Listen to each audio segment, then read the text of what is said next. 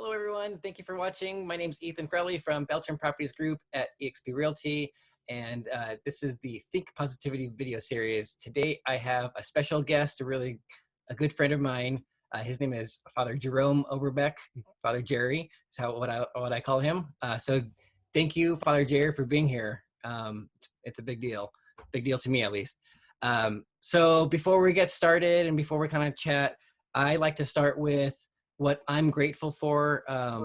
So I'm going to be, I was trying to dig deep because usually it's just something that's super simple like water or beautiful day out today, or even something just like having you here today. So one, I'm really grateful about that. But specifically today, digging deep, I'm really grateful about being with my family. And even though we're kind of sheltering at home, at least I'm sheltering with people I love.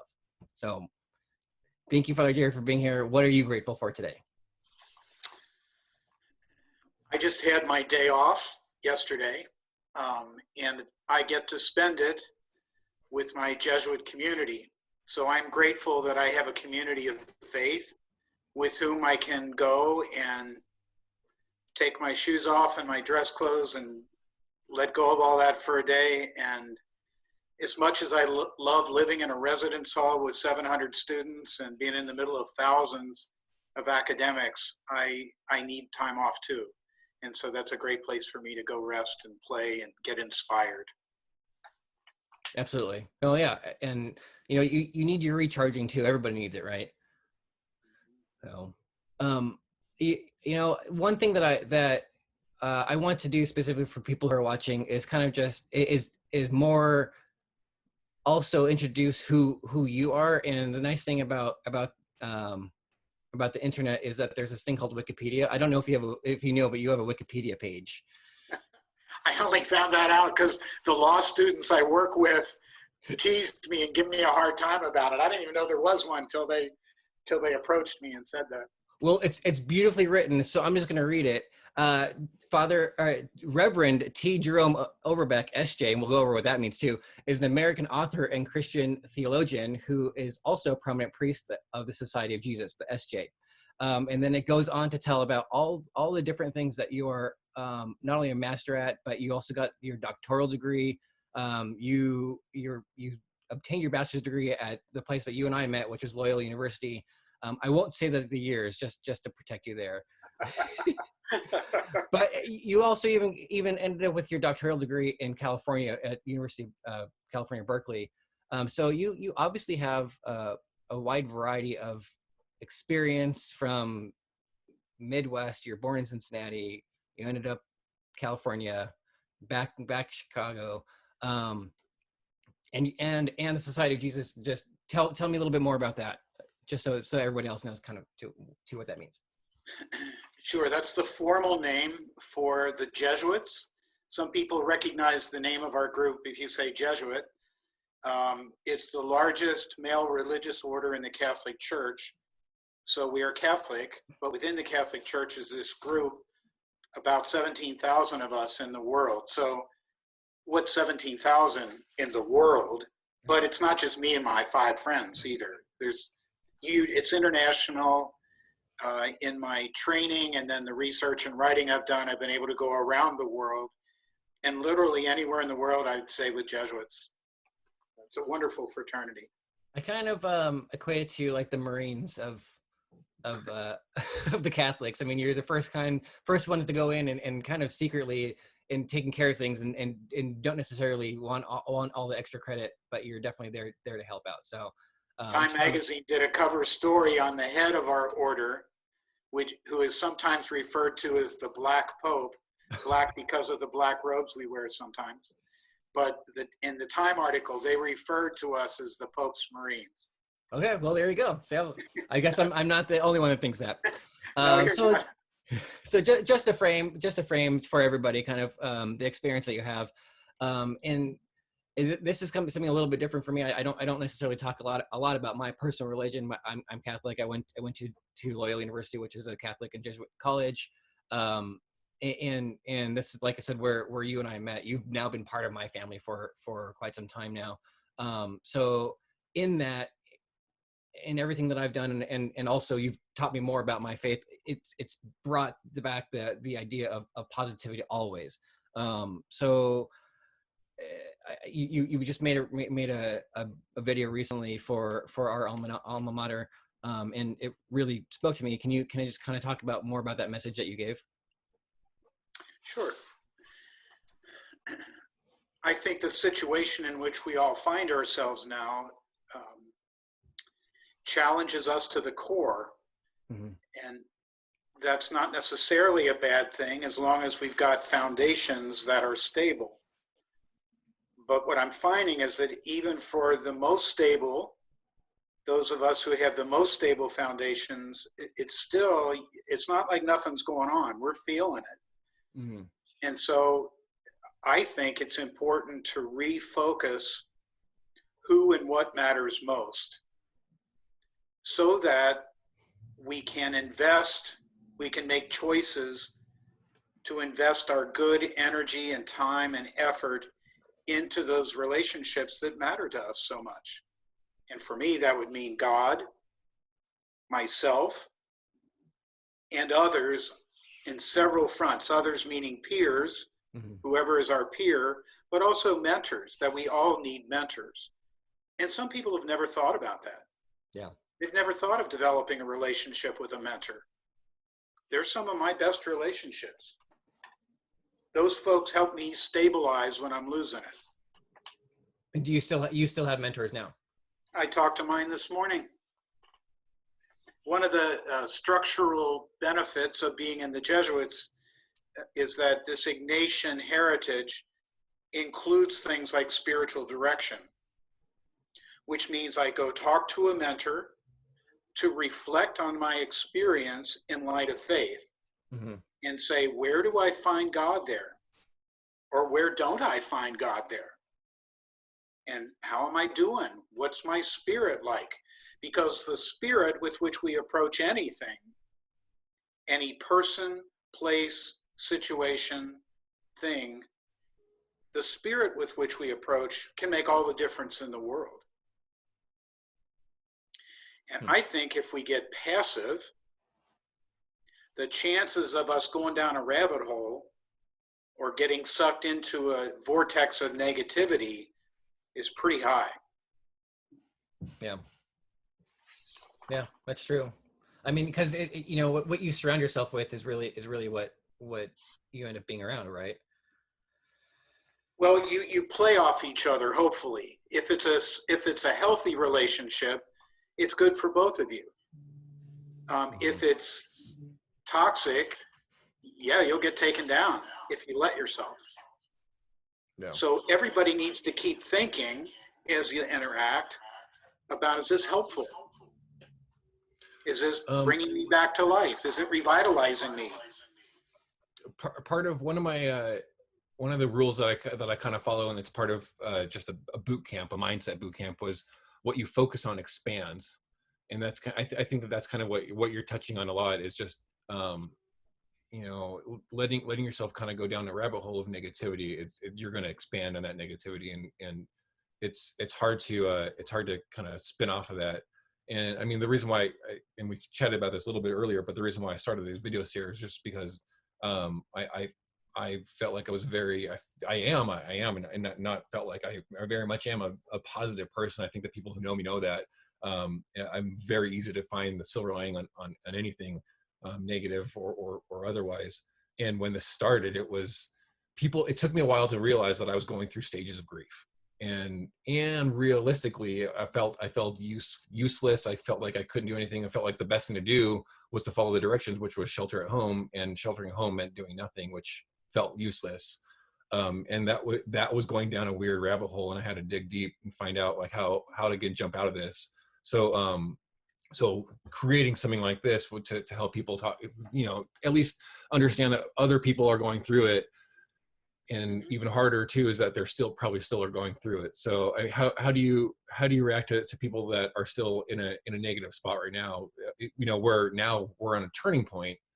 Do you think that it's not a switch? No one has a switch as far as like changing that. Do you have any advice for that? Well, welcome to my wheelhouse. I mean, this is where I live. I'm in a helping profession. So who comes to people in a helping profession? People who need help. So what I find myself doing every day and night, except for my day off, is helping people change their focus or lens. I would say that half to 3/4 of my time is spent helping people mourn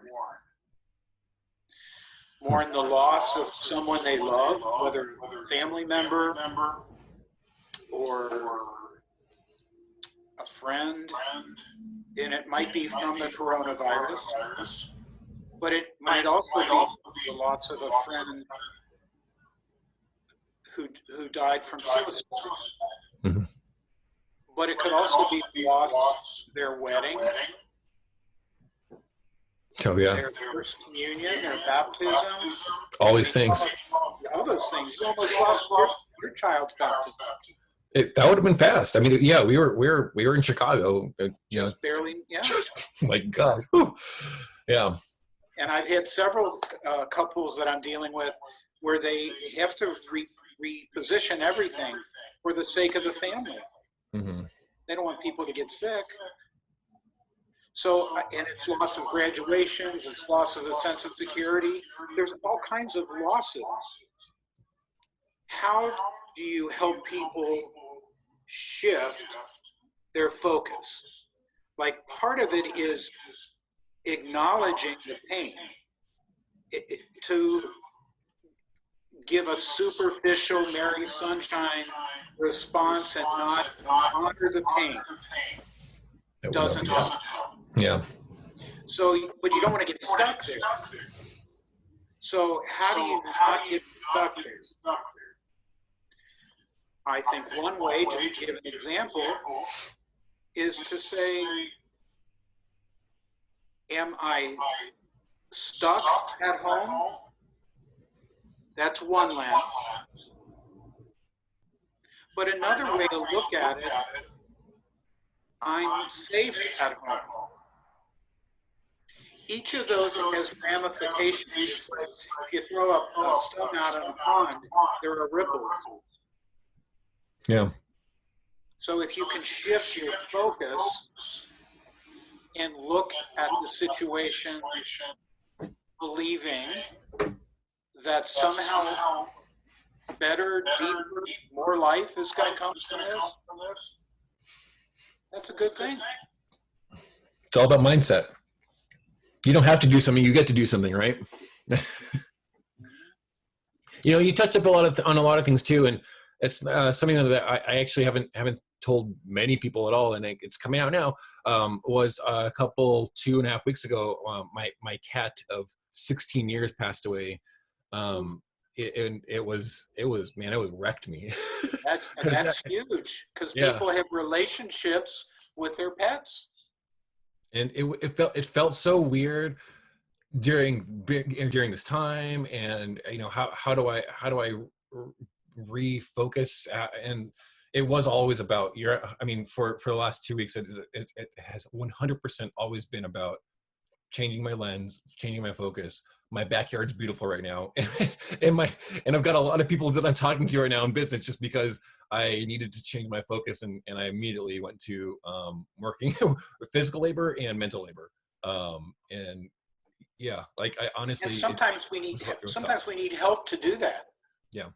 It's not like it's simply mind over matter.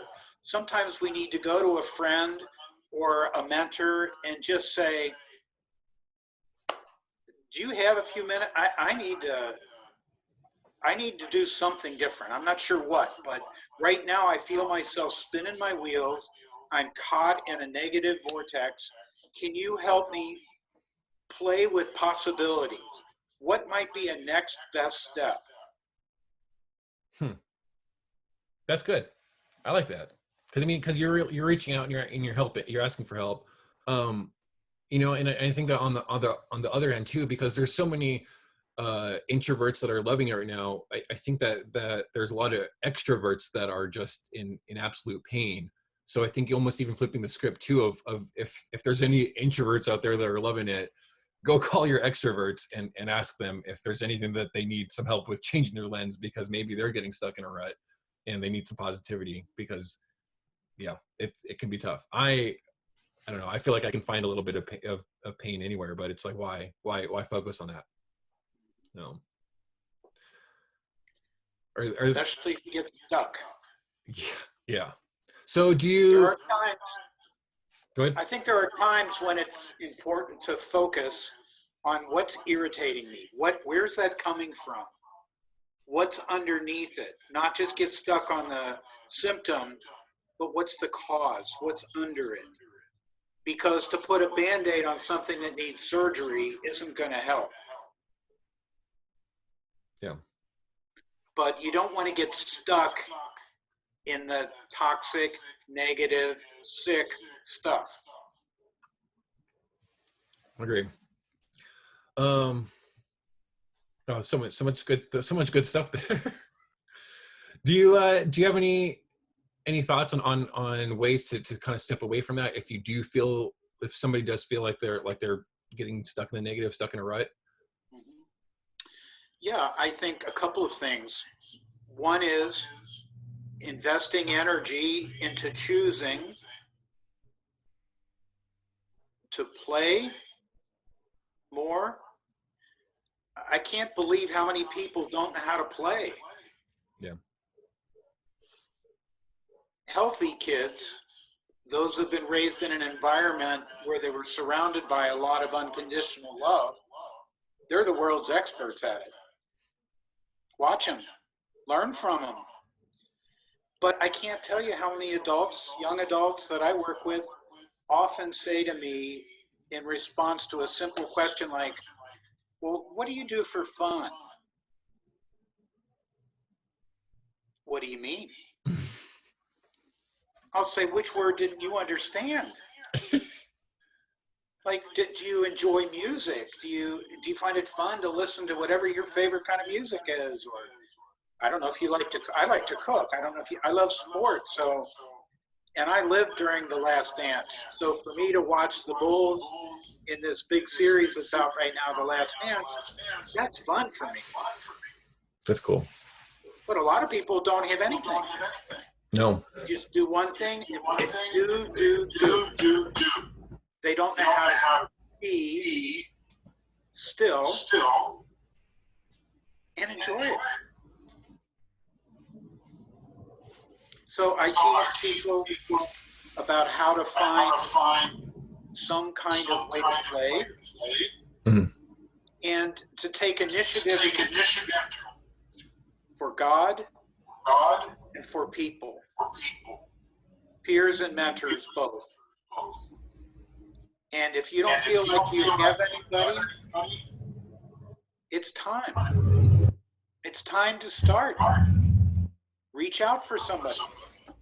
Of all the people you know, do you get a sense of connection with any of them? Mm-hmm. Reach out to me, by the way, if anybody has any issues, please. Yeah. What do you think is the most important thing moving on once we do see a positive for like reopenings and stuff like that? Just now your kind of personal thing, because you're in Chicago, so you guys are having to be masked in all public places that you can't social distance, and I like to call it physical distancing, by the way, because we're not. So do I, for the same reason. Yeah, it's just like we're socializing now. Do you see any resist? Do you think that you're going to see any resistance? I feel like I'm going to see people that are tired of this, and they're going to go out. I think that a friend of mine said that they're going to go out in spite of all that's going on, all the way through the spectrum of people that are still going to stay in. You're still going to see people with masks on in their own cars, which I think might be a little bit overkill. Yeah, I suspect you're right. There's going to be a spectrum of responses, but I think educated people will learn enough to know that it's safer for everyone if we follow these guidelines. Yeah. Even if it's not me, I won't get you sick or my mother sick or my aunt or one of the students here. The chances of my caring better for them are much better if I follow those restrictions. But I think it is going to take a change in mindset. Yeah. Think marathon, not sprint. Yeah. I understand the temptation to just say screw it and just get rid of anything that I don't like. And for a little while, I could pull it off and then feel awful about how many people I got sick, and I might even go through the process. Yeah. Yeah. Because there was a reminder today to me was that it's not necessarily about if you're living or you're dying. There's a spectrum also of different types of symptoms that you have to live with as well. Absolutely.